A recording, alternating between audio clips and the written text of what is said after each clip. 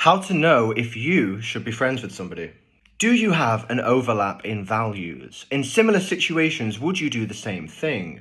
Sometimes, if we have a good overlap in values, we'll often find that we're in agreement most of the time, and that's particularly useful if we plan on being friends for a long time. However, if we have less of an overlap in values, we'll often find that we will diverge from one another in certain situations. That can make it quite tricky to understand somebody and be able to relate to them, as they are slightly different to us in terms of how they approach and navigate through their experience.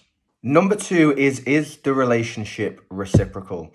Now, of course, a relationship is never perfectly reciprocal, as in 50-50, but we usually want it to be within maybe the 60-40 zone. Often we'll find that if a relationship isn't reciprocal, we begin to feel resentful because we're putting a certain amount of energy and effort in and not getting it back. And in the long term, that always catches up. Number three is, do you have a common vision of the future? If you have a friend who wants to go to university, then go traveling and maybe live abroad, and you don't want to do any of that, it's going to be quite tricky to maintain that friendship.